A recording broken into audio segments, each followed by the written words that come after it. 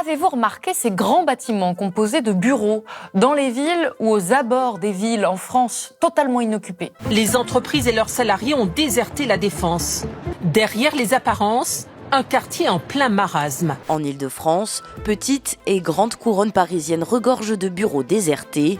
Des gratte-ciel de plus de 200 mètres de hauteur et plus d'1 million de mètres carrés de bureaux.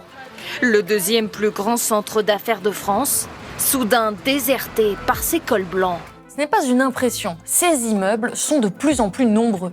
Ils se construisent à une vitesse folle, souvent sans loger personne à l'intérieur. Mais pourquoi ? Fin 2024, la région Île-de-France comptait 1,3 million de personnes mal logées et 5,6 millions de mètres carrés de bureaux vides. Des chiffres records, soit l'équivalent d'1,5 fois la Défense, le plus grand quartier d'affaires d'Europe, ou d'environ 80 000 logements de 70 mètres carrés. Pourtant, si d'un côté, la production de logements sociaux chute depuis quelques années, alors que le nombre de demandeurs dans la région a pratiquement doublé en 10 ans, de l'autre, les chantiers de construction de bureaux neufs se poursuivent, et ce, malgré le développement du télétravail dans cette région qui possède le plus grand nombre de bureaux d'Europe. Et tout ça n'arrive pas qu'à Paris. C'est un phénomène que l'on retrouve aux quatre coins de l'Hexagone. En pleine crise du logement, pour la majorité des gens, d'immenses immeubles voient le jour pour créer des bureaux, souvent sans trouver preneur à la fin. Mais comment est-ce possible ? Dans son livre « Immobilier hors sol, comment la finance s'empare de nos villes », la chercheuse Marine Duros explique ce phénomène méconnu. Elle décrypte. Les bureaux qui fleurissent dans les communes périphériques à Paris, par exemple, ne sont parfois qu'un mirage de prospérité économique. La majorité de ces bureaux sont construits en blanc, c'est-à-dire sans entreprise destinataire identifiée au démarrage des travaux. Au printemps 2023, sur les 149 chantiers en cours, soit presque 2 millions de mètres carrés de bureaux neufs supplémentaires prévus, seulement 25% d'entre eux avaient trouvé des entreprises. En Île-de-France, fin 2019, alors que plus de 3,3 millions de mètres carrés étaient inoccupés et que la demande de bureaux était en baisse, moins 9% par rapport à 2018, presque 2,5 millions de mètres carrés supplémentaires étaient mis en chantier, un niveau jamais atteint dans la région.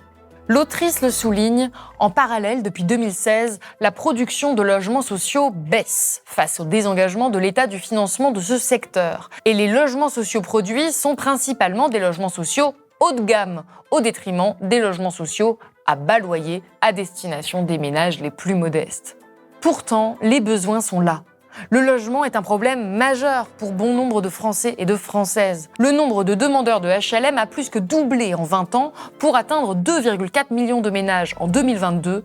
Le nombre de mal logés a atteint 4,2 millions et une personne sur 6 connaît une situation de fragilité par rapport au logement, c'est-à-dire une personne qui fournit un effort financier excessif pour se loger ou qui vit dans des conditions précaires. Plus le temps passe, plus cette crise s'aggrave. Le nombre de locataires expulsés de leur domicile par la police augmente. 38 000 personnes en 2022, soit une augmentation de 200% par rapport au début des années 2000. Alors comment expliquer que des millions de mètres carrés de bureaux restent vides et que de nouveaux sortent de terre dans ces métropoles où la crise du logement ne cesse de s'aggraver ? À qui profite ce désastre social et environnemental et qui en pâtit ? Réponse tout de suite avec la chercheuse Marine Duros, spécialiste d'un phénomène méconnu et pourtant massif, la financiarisation urbaine.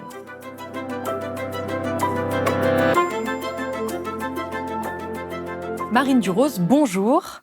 Alors, vous êtes docteur en sociologie de l'EHESS, vous êtes agrégée de sciences économiques et sociales, vous êtes également chercheuse associée au centre Maurice Alvax et vous avez réalisé une thèse sur la financiarisation de l'immobilier en France à partir d'une enquête ethnographique sur le monde des fonds d'investissement immobilier à Paris. Et vous en avez tiré cet ouvrage, Immobilier hors sol, comment la finance s'empare de nos villes, aux éditions Raison d'agir. Et avant qu'on aille plus loin, j'aimerais que vous nous expliquiez quelle a été votre méthodologie, parce que dès l'introduction, vous expliquez un des aspects qui est quand même assez, peut-être, étonnant, c'est que vous avez été embauché pour les besoins de cette étude en tant que stagiaire pendant 1 an dans la filiale française de l'un des plus grands cabinets de conseil en immobilier à échelle mondiale. Donc rapidement, combien d'années de travail est-ce que c'est ? Et puis quelle est la nature de cette étude ? Puisque vous le dites dès le début, c'est au croisement de la sociologie, de la finance et de l'économie politique. Merci pour l'invitation. Oui, donc en effet, j'ai mené une enquête qui a duré 3-4 années durant mes années de thèse, durant laquelle j'ai donc effectué en effet une ethnographie qui m'a permis d'étudier en pratique comment fonctionnait ce monde de la finance immobilière. Donc, je travaillais initialement sur le développement de ces nouveaux quartiers de bureaux en banlieue populaire autour de Paris, donc Aubervilliers, Saint-Denis.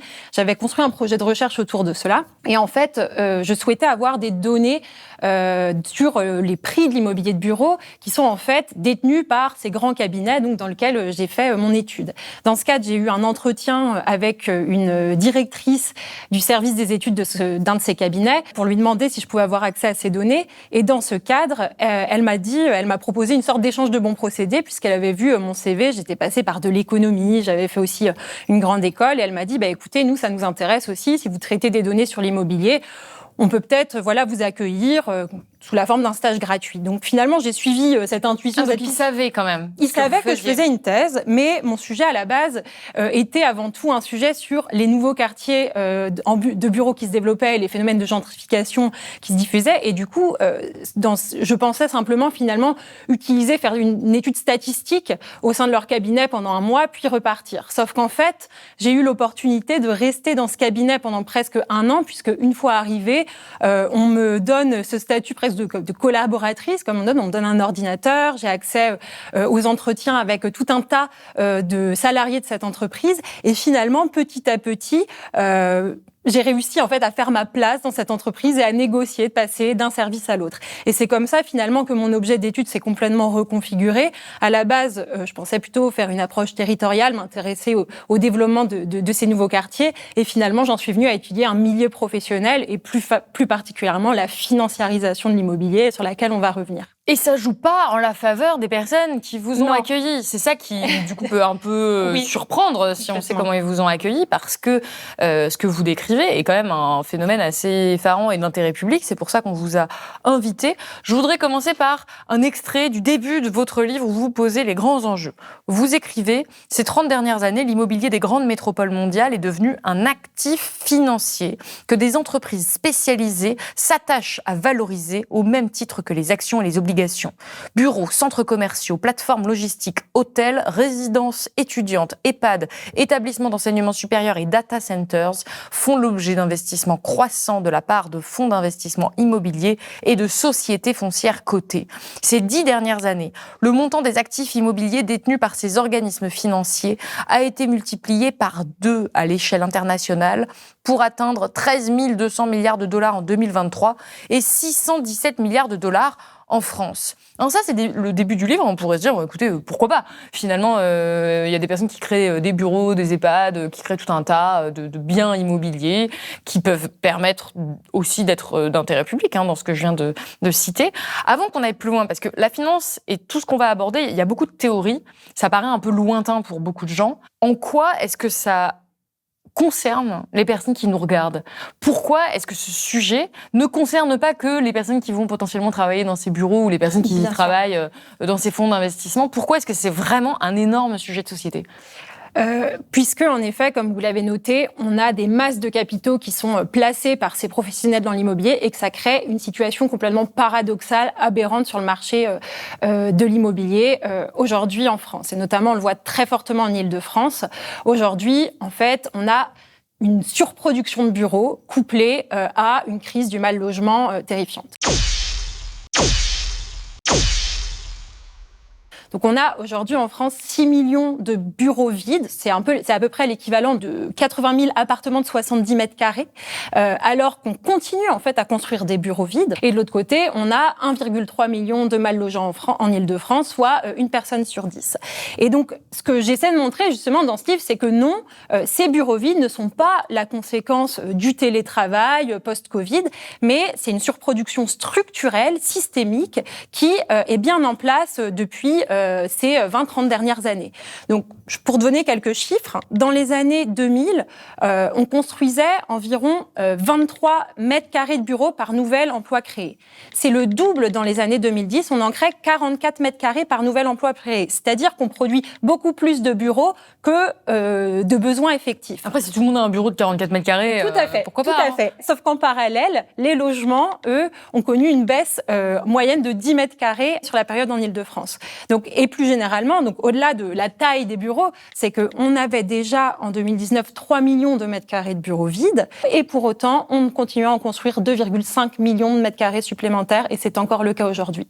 Un exemple très concret qui peut paraître assez aberrant, c'est par exemple à Nanterre. On a par exemple 120 000 mètres carrés de bureaux vides, neufs, l'Arboretum. C'est un campus en bois avec 9 hectares de jardins privatisés, 125 000 mètres carrés de bureaux, et 90% de ces bureaux sont encore vides. Ils ont été inaugurés l'année dernière par le président Emmanuel Macron, qui l'a présenté comme un symbole de l'écologie à la française, alors même que ces bureaux sont complètement vides, et c'est évidemment un exemple parmi d'autres. Là, on pourrait juste se dire, bon, il y a des personnes qui ont mal investi, qui ont fait des mauvais investissements, c'est leur truc de gens qui investissent. Je vulgarise énormément, mais c'est un peu instinctivement, moi, ce que je me suis dit quand vous avez posé le constat au début du livre, et ce que vous montrez, c'est vraiment les ramifications d'un système qui est aussi lié à l'État et à l'encadrement étatique, et c'est là qu'on arrive à quelque chose de beaucoup plus public et de beaucoup plus de l'ordre du bien commun, voire même des investissements publics, ou en tout cas de la législation. Alors, on va tout reprendre depuis le début pour comprendre comment on en arrive à cette situation qui paraît extrêmement paradoxale, à savoir qu'on a de moins en moins de logements, mais qu'on a de plus en plus de bureaux que globalement personne n'utilise, ou en tout cas pas assez de gens. Le premier chapitre, il montre déjà que le changement, il survient déjà dans les années 80, donc ça commence à remonter, où l'immobilier passe de bien patrimonial à actif financier. Et ça, c'est vraiment deux termes clés de votre livre pour comprendre ensuite votre analyse. Est-ce que vous pouvez nous expliquer la différence entre bien patrimonial et actif financier? Et ensuite, qu'est-ce qui s'est passé pour que l'immobilier devienne des actifs financiers? Oui. Dans les années 1980, les compagnies d'assurance, donc des grandes institutions financières, détenaient déjà un important patrimoine immobilier, principalement des logements. Elles détenaient ce patrimoine comme un bien patrimonial, c'est-à-dire que la vocation n'était pas qu'il soit vendu, simplement d'en tirer des rendements locatifs comme réserve pour couvrir leurs engagements auprès de leurs clients en cas de sinistre. Le basculement qui s'opère dans les années 90, c'est que ces compagnies d'assurance vont créer des fonds dédiés, c'est-à-dire des fonds d'investissement dédiés, qui vont avoir pour charge de gérer tout ce patrimoine immobilier qui va être transformé en véritable actif financier, l'objectif étant de maximiser la rentabilité de ces placements. Donc, cette fois-ci, ce n'est plus l'immeuble, finalement, qui est détenu sur le long terme par la compagnie d'assurance, mais ça va être des parts d'immeubles. L'immeuble va être titrisé, finalement. Qu'est-ce que la titrisation? Des actifs sont dits peu liquides lorsqu'ils ne peuvent pas être facilement vendus. Pour une banque, c'est le cas des crédits qu'elle accorde à ses clients, par exemple. La titrisation est un mécanisme consistant à transformer ces actifs peu liquides en titres financiers dans l'objectif de les revendre plus aisément à des investisseurs. L'immeuble va être divisé en parts que différents investisseurs pourront acheter, ce qui rend finalement l'immeuble vachement plus liquide parce qu'on peut acheter une part d'immeuble, la revendre facilement par rapport à vendre un immeuble. Et par ailleurs, l'immeuble aussi la durée de détention du coup de l'immeuble va être aussi beaucoup plus courte et l'objectif de ces compagnies d'assurance va être aussi de générer des plus-values à la revente. Donc on a vraiment une modification totale de la gestion de l'immeuble. Finalement, on va comparer la rentabilité du placement dans l'immobilier à la rentabilité des actions, des obligations. C'est finalement un support pour l'accumulation du capital financier. Et ça, c'est plus pour les immeubles de bureaux? Alors oui, en effet, très bonne question. C'est que en effet, dans ce mouvement de transformation, de basculement donc de la gestion de l'immeuble de bien patrimonial à actif financier, les compagnies d'assurance vont se désengager de leur patrimoine de logement qui est considéré comme pas assez rentable et vont se consacrer au bureau. Pourquoi le bureau? Rendement locatif plus important, coût de gestion moindre, puisqu'en fait, on loue des grands plateaux d'un coup à des entreprises, des baux commerciaux qui sont considérés comme plus souples et surtout, et ça c'est pas l'argument, c'est un argument important, c'est que l'immobilier de bureau comparé au logement, en fait, est finalement moins en vue médiatiquement. C'est un sujet, on va dire, à faible saillance politique, qui fait que les fonds peuvent finalement spéculer sur produire du bureau sans que personne ne s'y intéresse beaucoup. C'est ce qu'on voit, c'est que tout récemment qu'on commence à en parler. Mais en fait, finalement, cette surproduction, que c'est structurel, personne n'en a parlé. Et c'est vraiment un élément clé. Oui. Parce que c'est un sujet, nous-mêmes, qu'on n'a jamais abordé à Blast. On a beaucoup parlé du logement, mais on parle quasiment jamais des bureaux. Et on voit bien que médiatiquement, l'intérêt est moins fort de manière assez évidente parce que les personnes s'identifient moins. Il y a peu de personnes ici qui possèdent des entreprises et à qui il faut trouver des locaux. Donc, ça constitue pas la part majoritaire du public. Et donc, effectivement, on se retrouve avec un intérêt moindre qui dure depuis des décennies. C'est vraiment ce que vous montrez dans le livre. C'est comme ça que ça va pouvoir se construire. Oui, tout à fait.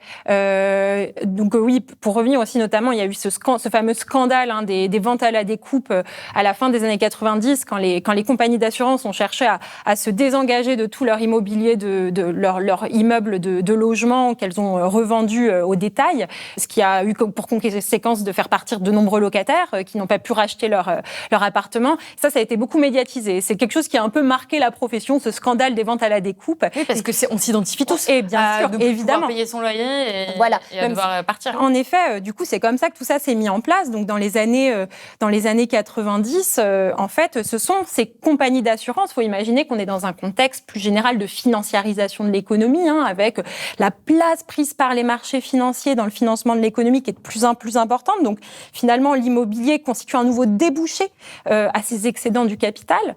Par ailleurs, à l'échelle de la France, on a tout le mouvement des privatisations des compagnies d'assurance qui se met en place à la fin des années 80, et donc notamment les grandes compagnies d'assurance nationalité, l'UAP, le GAN, qui du coup cherchent avec l'internationalisation de leur actionnariat à rentabiliser au maximum en fait leur placement, et notamment l'immobilier. Donc ça arrive dans ce cadre, et aussi il faut imaginer que dans ce contexte de financiarisation de l'économie, on a une concurrence croissante entre les places financières à l'échelle internationale.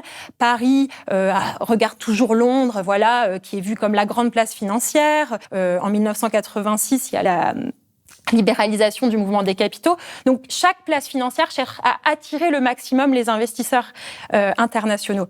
Et donc, dans ce cadre, l'immobilier, ça a été vu pour ces institutions financières et Bercy, et l'État, un moyen finalement pour accroître l'attractivité de la place financière à l'échelle internationale. Et donc, c'est pour ça qu'ils ont mis en place tout un tas de réglementations dans ce cadre. Et on va voir que ça a des conséquences vraiment très négative sur tout un pan du marché de l'immobilier, et on va revenir un peu sur toutes les conséquences que ça a sur même les logements.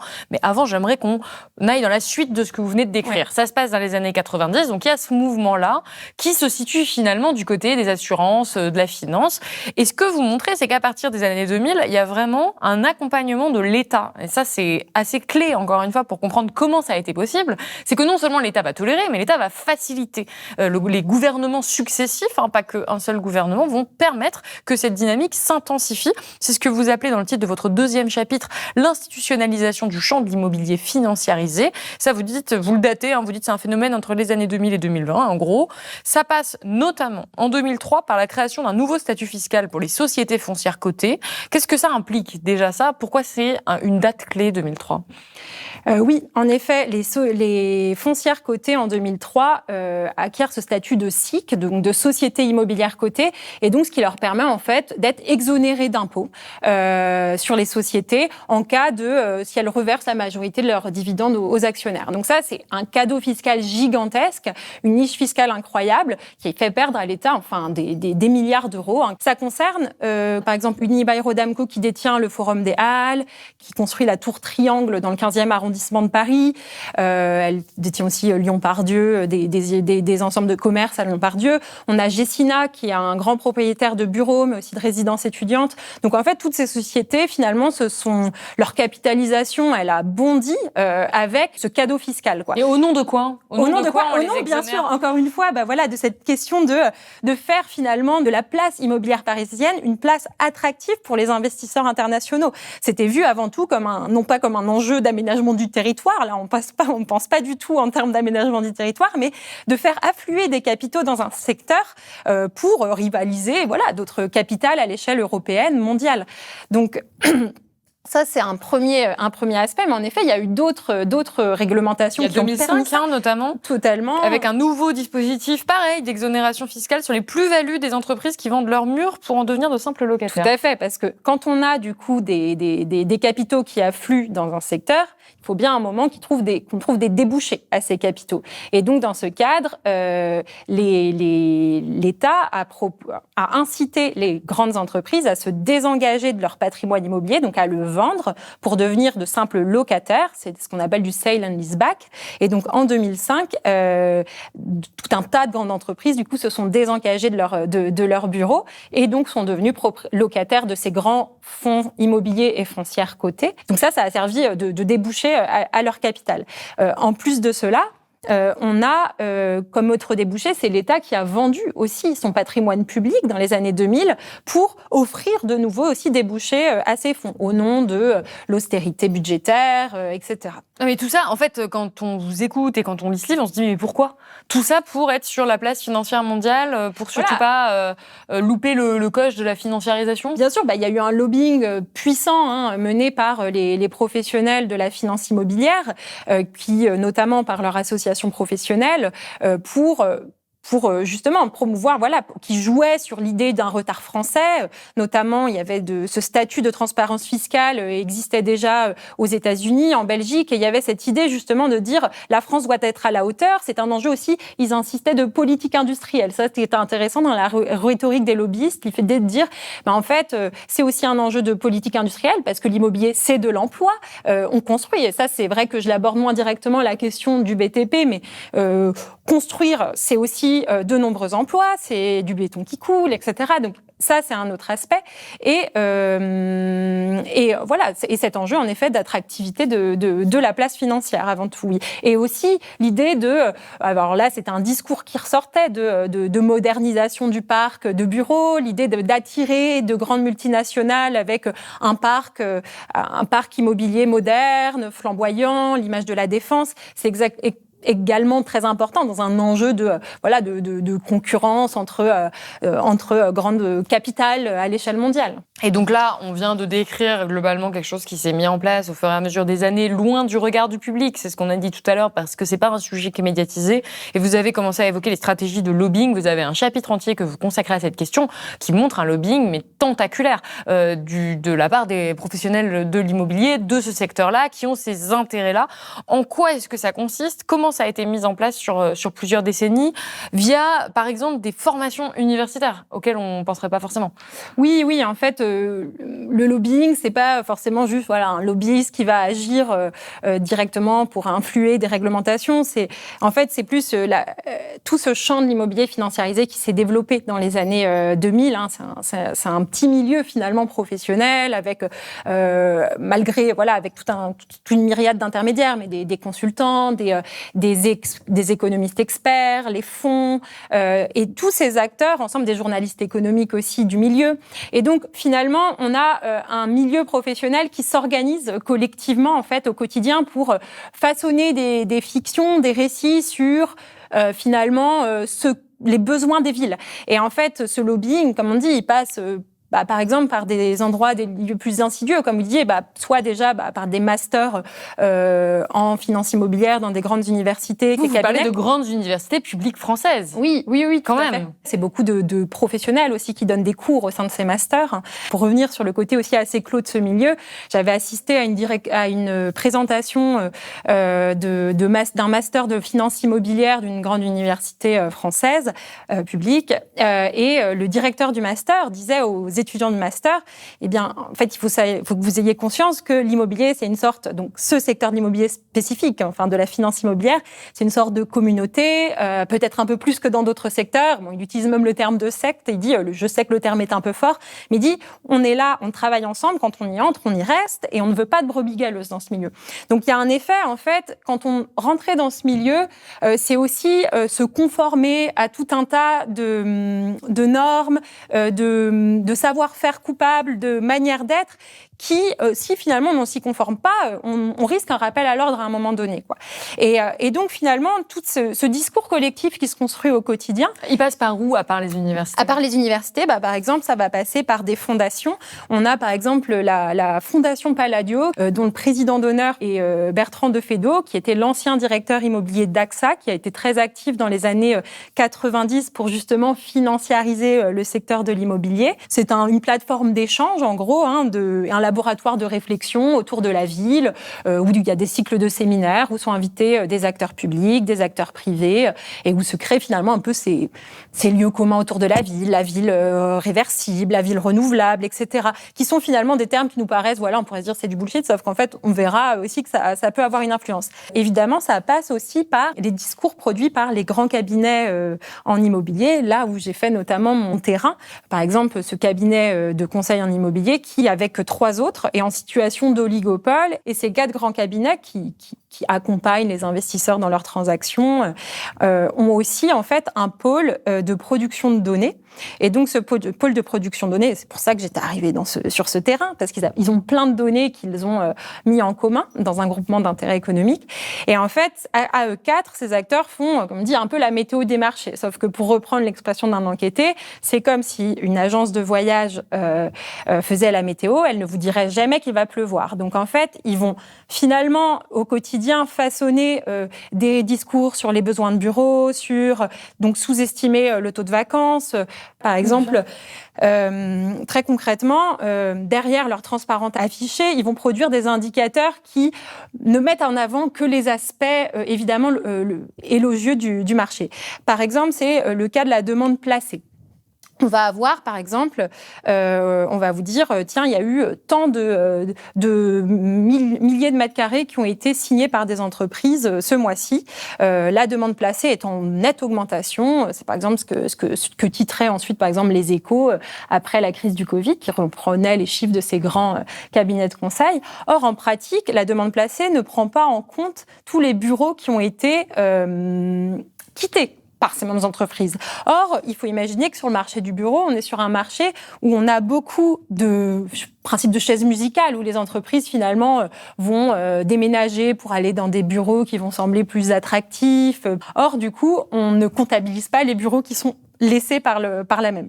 Enfin, donc, ça, c'est un exemple, par exemple, de discours qui participe à donner l'illusion aussi au grand public d'un marché qui est toujours demandeur, qui marche très bien, par exemple. Et pour attirer les investissements et faire augmenter une forme presque de bulle, Complètement, parce qu'en fait, il faut avoir en tête que, du coup, c'est un petit milieu, comme je disais, avec donc des fonds, des cabinets de conseil, qui, finalement, ont tous plus ou moins intérêt à ce qu'on continue à construire du bureau et à ce que les biens se valorisent. Qui gagne l'argent ? Tout à fait. C'est qu'en fait, c'est tous ces intermédiaires qui gagnent l'argent, très concrètement, puisque les fonds immobiliers, finalement, ce sont des salariés de la finance qui gèrent les capitaux d'investisseurs institutionnels et de riches particuliers. Donc, eux, ils se retrouvent avec des capitaux qui affluent qu'ils doivent placer. Et donc, un fonds, ce qu'il va faire, c'est que quand il a une obligation de placement, et à la fin de l'année, ce qu'il doit faire, c'est placer cet argent dans du bureau, même s'il n'y a pas de demande. Donc ça passe par deux moyens, ce qui se passait dans les années 2017-2020 sur mon terrain, donc à une période où les taux d'intérêt étaient extrêmement bas. Donc en fait, il y avait beaucoup de capitaux qui affluaient sur le marché parce que c'était vu comme plus attractif, même pour les particuliers, par exemple des riches particuliers qui décident de placer dans une SCPI, une société civile de placement immobilier. Ces riches particuliers, ils vont chercher du coup un rendement à ce capital. Et donc les fonds, dans tout ça, qui gèrent cet argent, voyaient, comme il disait, ces pluies d'euros arriver et ils ne savaient même plus où les placer. Donc la solution, c'était soit on construit du bureau neuf, soit on surenchérit les prix du bureau dans le centre de Paris. Par exemple, on pouvait avoir des prix à 20, 30 000, 35 000 euros du mètre carré dans Paris, juste pour placer ces capitaux. Donc ça, c'est un premier truc. Ce sont des salariés de la finance. Donc, ils ont une commission. S'ils surperforment, c'est-à-dire si l'immeuble continue de se valoriser, c'est super. Ils ont des bonus. Sachant que aussi, ils ont tout intérêt aussi à alimenter cette bulle spéculative, puisqu'ils n'ont jamais de malus s'ils sous-performent. C'est-à-dire qu'ils ont un salaire de base. Après, surperformance, ça leur fait du coup un bonus, mais pas l'inverse. Donc tout ça, évidemment, ça les incite à continuer de spéculer. Par ailleurs, il y a aussi un fort turnover dans ces fonds. Il faut imaginer que quelqu'un va y rester 5 ans. S'il a rempli sur son tableau Excel, les biens se sont valorisés 5 ans après, il a fait son boulot, il peut partir ailleurs, il n'en aura pas la responsabilité de cette surproduction. C'est aussi donc ces cabinets de conseil en immobilier qui en bénéficient évidemment, puisque donc ces cabinets, comme je vous ai dit, qui font la météo des marchés, ces Big Four, en fait, leur chiffre d'affaires repose très majoritairement sur les transactions immobilières, c'est-à-dire qu'ils ont des commissions dès qu'il y a une transaction. C'est des sortes d'agents immobiliers XXL. Donc, évidemment, plus il y a le marché tourne, plus il y a de la transaction, plus ils engrangent des transactions. Donc, évidemment, tous ces acteurs ont un intérêt collectif à la valorisation des biens sur ce marché. Mais ceux qui n'ont pas un intérêt direct, c'est les investisseurs, finalement, parce qu'ils investissent dans quelque chose qui, à un moment, finit forcément par s'effondrer, puisqu'il n'y a pas assez d'entreprises pour remplir ces locaux. Donc, qu'est-ce qui se passe quand on se rend compte qu'un immeuble, en fait, il n'est pas rempli, donc il n'a pas de rentabilité?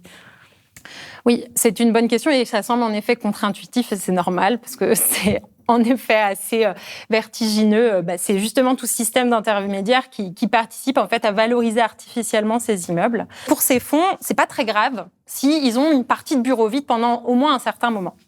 Puisque pour revenir au rôle de ces fameux cabinets de conseil dont on parlait, donc ces Big Four, je reviens dessus, ils font les transactions immobilières, selon qu'ils font la météo des marchés avec leur étude de marché. Et en plus de ça, ils ont des services qui ont pour charge de valoriser, de produire une expertise indépendante de la valeur de ces immeubles à ces grands fonds immobiliers.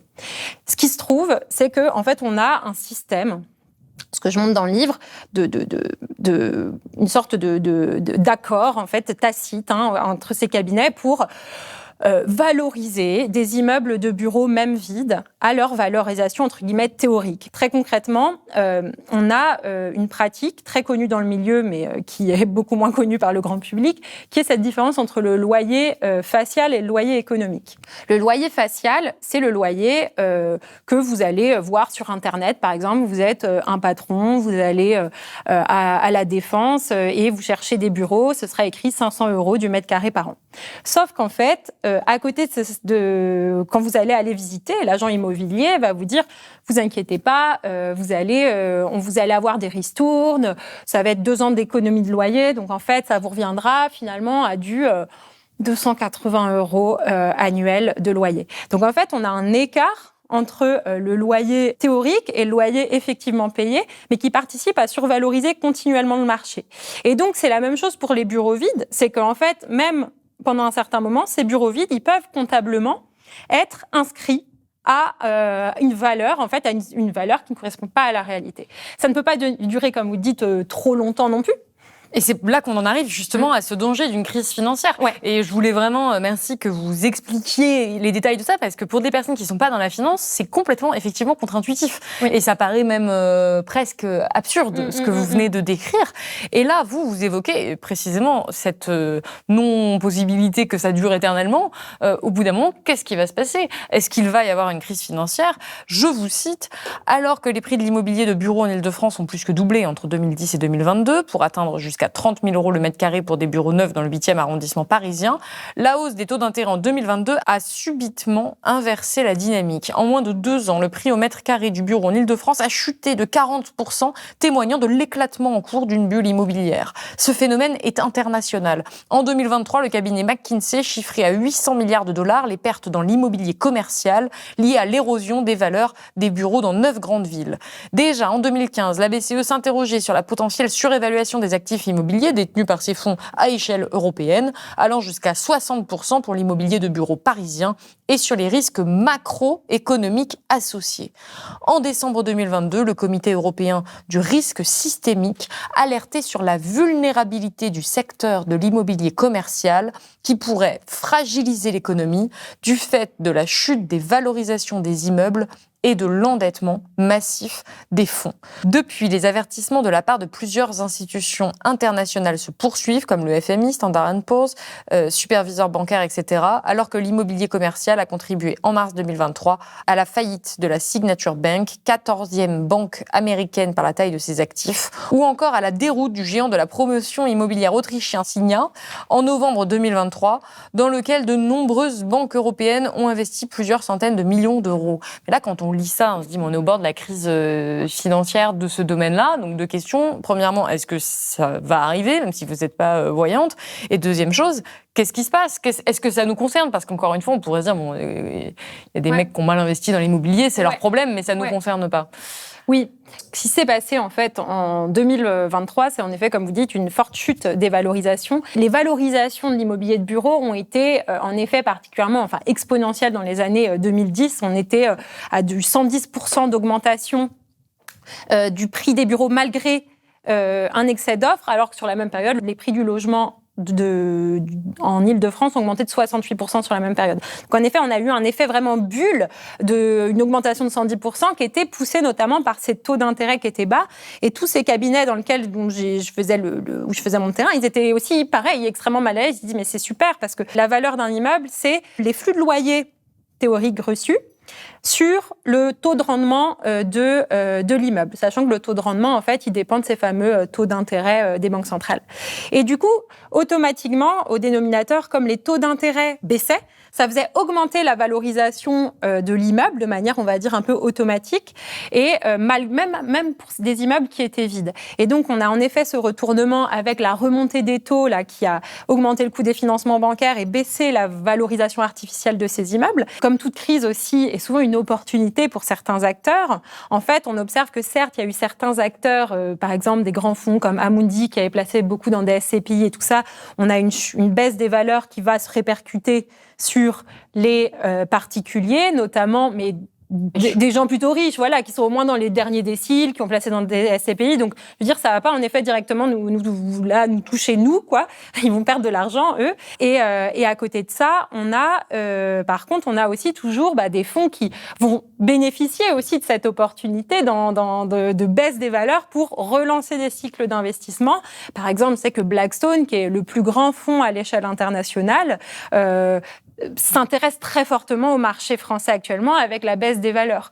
Donc, en fait, c'est pas cher, hop, on va relancer un nouveau cycle d'investissement comme ça s'est passé en 90. Donc en effet, il y a des enjeux quand même de faillite de certains acteurs, mais on a aussi finalement des acteurs qui s'organisent collectivement pour relancer un nouveau cycle d'investissement. Et c'est ça, notamment, avec les enjeux de la transformation bureau-logement, peut-être sur laquelle on reviendra. Alors, c'est bien, ça me permet de faire la transition, parce que là, on pourrait se dire, bon, très bien, du coup, ça me concerne pas.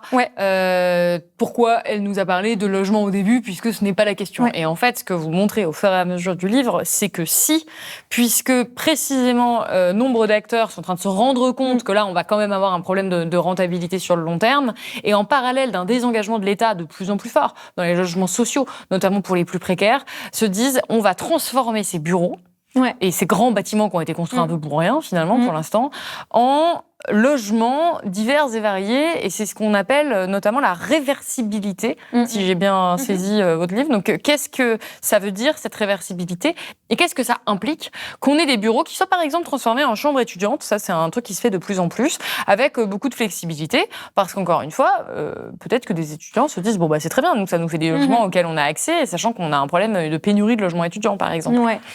En fait, ce qui est intéressant, c'est que jusqu'aux années 2022, finalement, la surproduction de bureaux n'était pas mise en valeur médiatiquement. Et là, on a l'impression que la crise de surproduction apparaît au grand jour. Là, je cite un article des Échos daté de 2024. La crise de surproduction apparaît au grand jour.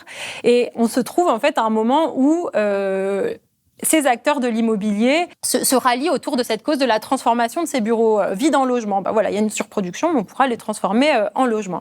Ça fait un peu sourire, puisque pendant très longtemps, ces acteurs étaient très opposés à l'idée de cette transformation bureau-logement, puisque justement, ce n'était pas assez rentable, le bureau, comparé au logement. Et pourquoi un tel changement ? C'est qu'en effet, finalement, avec la baisse du prix de l'immobilier de bureau, finalement, le prix des bureaux et du logement se rapproche, et du coup, il devient plus rentable pour ces acteurs de revenir un peu sur le logement, surtout que là, on annonce encore une croissance du nombre de bureaux vides ces prochaines années. Et du coup, ils se font d'un coup, ces professionnels, les défenseurs presque du mal logement, il y a une crise du logement, il faut absolument prendre en charge ce problème. Et ce qui se passe, c'est qu'ils demandent en fait des soutiens de l'État pour aider à la reconversion de ces bureaux vides en logement, on pourrait se dire très bien. Mais en fait, le problème, c'est la manière dont est cadrée cette crise de surproduction. C'est qu'on a l'impression qu'en fait, elle tombe de nulle part, que ce serait une crise liée au Covid, cette surproduction, alors qu'en fait, c'est le fruit d'une surproduction structurelle dont la responsabilité est celle de toute cette industrie qui savait pertinemment qu'elle surconstruisait. Et donc, elle demande des aides de l'État, donc finalement de collectiviser les pertes qu'ils ont eues, en demandant par exemple des exonérations fiscales, un assouplissement des réglementations pour que leurs opérations sortent, parce que l'argument que sortent ces professionnels, c'est de dire que ce n'est pas assez rentable, la transformation, les opérations ne peuvent pas sortir. Et donc, on a tout un pan de politiques qui sont mis en place, notamment là, c'est la loi d'Aubier en juin dernier, qui a permis tout un tas de dérogations du PLU, réduction aussi de la taille, de la surface minimale des logements dans le cadre d'une transformation, ce qui fait qu'en fait, on va produire des logements encore plus petits. On avait eu aussi déjà dans la loi de finances 2024 une exonération fiscale des bureaux vides quand il y a un projet de transformation dans les 4 prochaines années. Donc en fait, les fonds peuvent attendre encore avec leur bureau vide un petit moment, le temps que les réglementations finalement les arrangent mieux, quoi. En fait, c'est ça pour moi le scandale dans votre livre. C'est vraiment cette histoire de collectivisation des pertes. C'est-à-dire qu'à la limite, qu'ils fassent leur truc de leur côté et qu'ils construisent des bureaux, bon déjà, ça pose quand même une question de qui possède le logement dans ce pays et comment on arrive à répartir tout ça. Et évidemment, un scandale environnemental par ailleurs dont vous parlez dans le livre. Mais là, en plus, ils ont fait leur spéculation, ça s'est effondré et maintenant, ils demandent des aides de l'État. Exactement. Et qui donc est de l'ordre du bien commun. Totalement. Et là, c'est assez vertigineux dans votre livre quand on constate à quel point les politiques macronistes, notamment de ces dernières années, ont complètement accompagné ces acteurs-là dans la plus grande indifférence médiatique et publique, puisque, encore une fois, on est très peu... Moi, avant de lire votre livre, je n'étais pas au courant de ce qui se jouait, en fait, derrière ces lois-là. Oui, tout à fait. Pour revenir sur l'inauguration de l'Arboretum par Emmanuel Macron en 2024, donc ce grand campus, symbole de l'écologie française, on aurait pu faire un parc public à la place, des logements. Enfin, il y a vraiment une invisibilisation de la responsabilité des fonds. Et en effet, donc c'est derrière finalement tout un discours. On a l'impression que c'est une politique vertueuse de l'État, cette transformation bureau-logement, que c'était Valérie Létard, l'ex-ministre du Logement, qu'il y a eu cette loi d'Aubier qui se présentait, qu'elle voulait prendre en charge cette crise du logement en transformant ces bureaux vides. Et la réversibilité, comme vous le disiez, c'est pas juste un concept comme ça, c'est un outil législatif qui permet aux promoteurs investisseurs de déposer un permis de construire juste une seule fois à la construction de l'immeuble, et ensuite ils peuvent changer de destination cet immeuble, c'est-à-dire on peut passer de bureau au logement ou vice-versa, sans autorisation de la mairie. Donc, sauf que ça, c'est encore un outil du coup pour les fonds pour justifier on tente de faire du bureau et finalement si ça marche pas, on transformera ça en logement. Donc en fait, on libéralise encore plus le droit de l'urbanisme à travers ça. Et donc pour cette question du coup des logements, on pourrait dire oui, mais après tout c'est des logements, donc c'est bien. Sauf qu'en fait, c'est que quel type de logement sort de ces opérations? Et ça, c'est le gros enjeu, c'est que quand on parle de résidences étudiantes, on n'est pas sur des résidences étudiantes publiques, type Crous. Il y a 6% d'étudiants en France, plus ou moins, qui ont accès à une résidence étudiante Crous. On est vraiment sur la résidence étudiante privée, qui est en plein développement actuellement, et avec des loyers qui sont astronomiques. Par exemple, j'ai vu que c'était là récemment un article, c'était 800 € en moyenne en Île-de-France, une chambre étudiante dans ces résidences privées, avec Wi-Fi, etc. Donc en fait, là, on a un nouveau marché qui se met en place de la résidence étudiante privée. On a eu en 2025 1 milliard d'investissements notamment portés par des fonds internationaux reliés aux banques JP Morgan, Goldman Sachs, qui placent dans la résidence étudiante. En plus, ça arrange bien dans le cadre de cette transformation bureau-logement, parce qu'en fait, on a créé des immeubles de bureaux qui sont des actifs financiers, quoi, en fait, et du coup, qui sont des immenses bureaux optimisés, qui sont difficiles à reconvertir en logement. Et donc encore, là, actuellement, on a 2 rapports qui sont sortis, qui ont été posés sur le bureau du ministre du Logement actuel, Vincent Jeanbrun, fait par des professionnels de la finance et de l'immobilier qui proposent encore des assouplissements de normes, notamment en termes de tout ce qui va être sécurité incendie, parce qu'elle est moins importante pour les bureaux, donc pour le logement, de nouvelles exonérations fiscales, aussi assouplissement de l'accessibilité PMR, donc tout un tas de petites choses comme ça, on se dit, en fait, c'est bien. Donc, concrètement, qu'est-ce que ça fait, cette transformation bureau-logement ? Là, on n'est qu'au début, mais on peut se dire que ça va créer soit un truc à 2 vitesses. D'un côté, on va avoir des logements pour riches qui vont être produits, du co-living. Donc ça, c'est pareil. Le co-living, c'est pareil, c'est un bon terme. C'est sympa, co-living. Ouais, j'en ai pas parlé, mais le co-living, en fait, ce sont des sortes de colocations à bail flexible avec tout un tas de services associés et du coup qui permet pour un jeune travailleur de s'y installer pour 2, 3 mois, 4 mois avec tout service inclus. Sauf qu'en fait, c'est encore un outil pour les investisseurs pour rentabiliser leur placement, puisque on est sur en moyenne 1 000 € la chambre, à Paris. Donc ça, d'un côté, ça va créer ça, et de l'autre côté, on peut se dire avec les bureaux, on va imaginer, mais qui sont en bordure d'autoroute, qui sont vides, potentiellement mettre des résidences étudiantes, baisser finalement la qualité du logement, normes moins importantes. Environnementalement, ça pose aussi des questions d'avoir des logements à côté de ces routes. Au-delà de cette transformation bureau-logement qui participe finalement à l'ouverture d'un nouveau cycle d'accumulation du capital pour ces fonds, c'est qu'en plus de ça, c'est aussi un écran de fumée pour dire qu'on prend en charge la crise du logement, mais aussi à court terme pour éviter en fait ce qui serait, on peut dire, la première chose à mettre en place, réquisitionner en fait ces bureaux vides. On a une ordonnance qui date de 1945, elle a 80 ans là cette année, qui vise justement à réquisitionner ces bâtiments vides pour loger des personnes. La dernière fois qu'on l'a appliqué, c'était en 1995. C'était Jacques Chirac, qui était à l'époque encore maire du coup de Paris et futur candidat à la présidentielle, qui avait en grande pompe dit on va réquisitionner ces immeubles vides dans le cadre des mobilisations aussi qu'il y a eu notamment par l'association Droit au logement, les associations de mal logés. Et donc il lui-même dénonçait à l'époque, il disait ces immeubles vides, ces acteurs financiers qui spéculaient sur le vide. Et aujourd'hui tout ça finalement semble complètement invisibilisé. La réquisition n'est plus du tout à l'actualité. Et ce serait même choquant. Je pense ce serait bien sûr.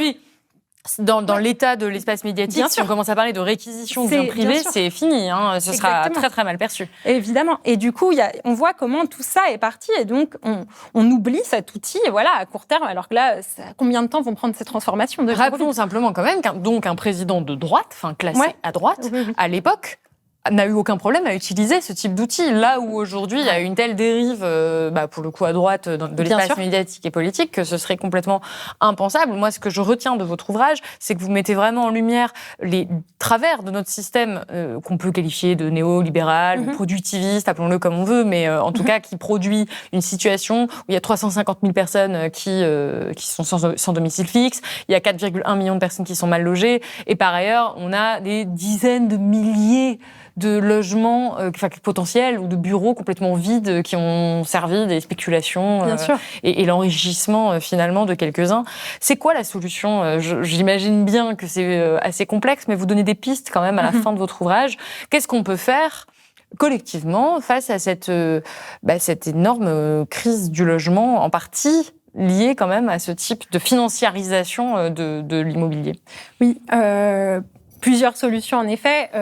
déjà, comme je montre dans le livre, c'est tout le travail actif, quotidien, mis en place par ces professionnels de construction de récits, de fiction, finalement, qui font effet de vérité pour justifier, finalement, cette construction de bureau, le fait que tout va bien.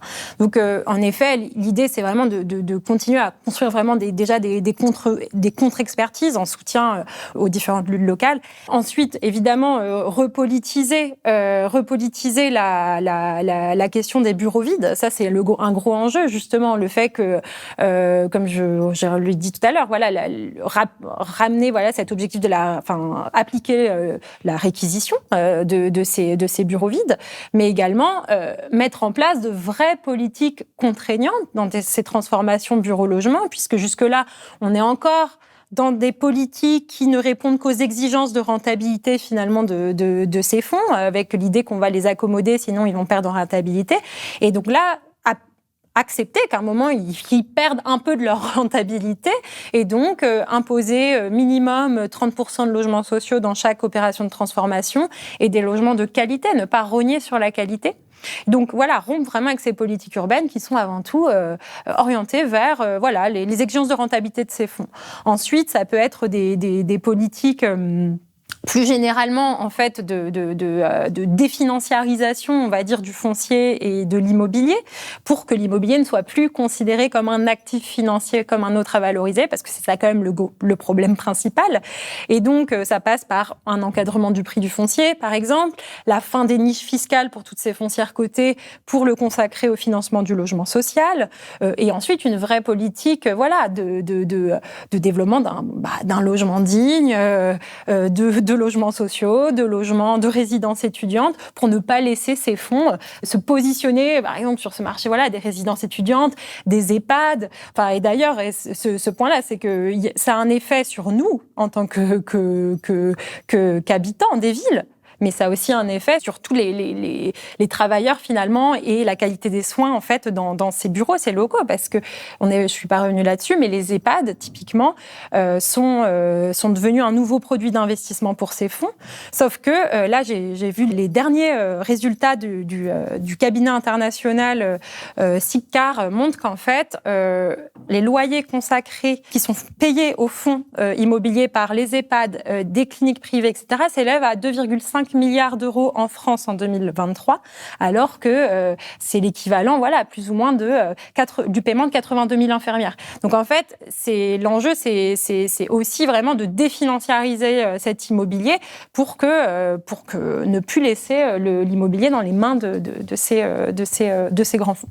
Eh bien, on va terminer sur ces mots. Pour celles et ceux qui voudraient en savoir plus, je rappelle que votre livre « Immobilier hors sol, comment la finance s'empare de nos villes » est disponible aux éditions Raison d'agir. C'est la fin de cet entretien. Merci beaucoup, Marine Duros, d'avoir été avec nous sur le plateau de Blast. Merci.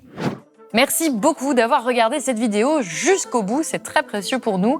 J'espère qu'elle vous a plu. N'hésitez pas à donner votre opinion en commentaire, à liker la vidéo, la partager. Et si vous voulez soutenir notre travail de médias indépendants, comme toujours, vous pouvez faire un don ou vous abonner sur blast-info.fr. J'espère que cet échange vous aura donné matière à réflexion. Et moi, je vous dis à très bientôt sur Blast.